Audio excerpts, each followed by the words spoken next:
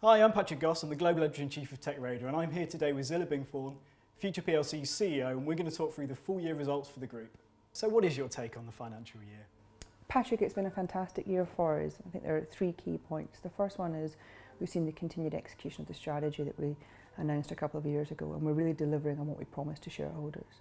Secondly, one of the key tenets of our strategy has been about growing diversified revenues, and we're really seeing that move forward with the growth in events and e-commerce businesses.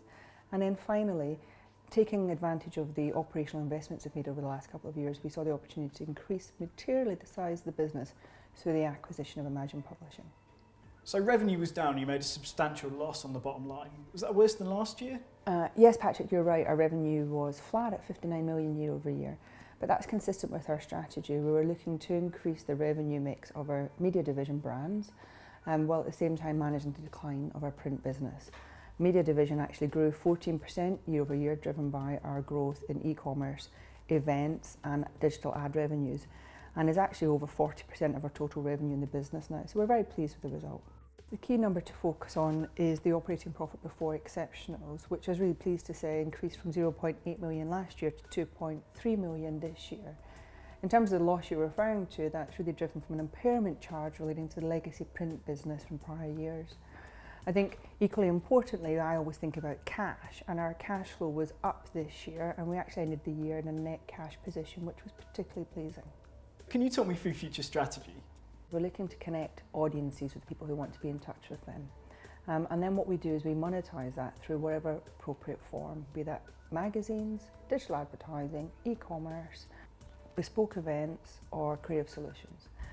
In addition to that, we're really looking to grow our business globally, and we'll do that through continued organic growth as we've seen already this year, and equally through selective acquisitions where appropriate.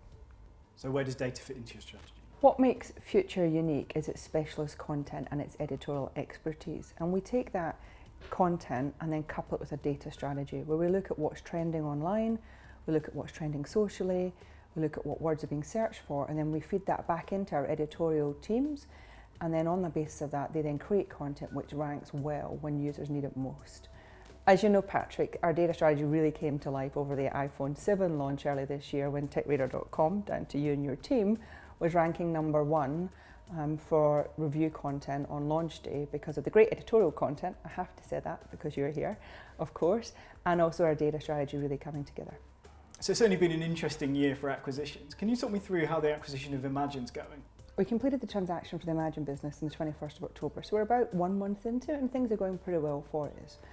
Key thing is all the hard work we spent over the last couple of years sorting out our platforms and our back office infrastructures are now paying dividends, and after only 30 days of owning the business, we've already got the general ledger for Imagine integrated into Future, which I think is pretty impressive.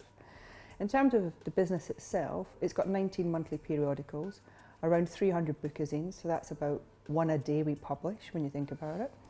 And in terms of Future itself, it's going to be transformative for us, increasing our EBITDA by around 60% on a pro forma basis. So, finally, can you talk me through your outlook for the group? The group has a clear strategy which is delivering great results for us, both in operational and financial measures. Over the last 12 months, we've grown our business in the media division through organic activity, and at the same time, we've grown our business in the magazine division through tactical acquisitions. We're also beginning to benefit from economies of scale and the hard work we've done on the operating cost base in the business. That's allowing us now to focus on new ventures with the launch of the media services division, where we're focusing more on licensing, syndication and our Future Fusion brands. One of the things that's really important in our strategy is our recurring revenues and the visibility of those going forward, and I'm delighted to say that this year we've seen those rise to 25% compared to 22% last year. So I'm very confident as we look ahead that the trends we've seen in the last 12 months are going to continue, and it's an exciting time for Future. It sounds very exciting. Thank you, Zillah. Thanks, Patrick.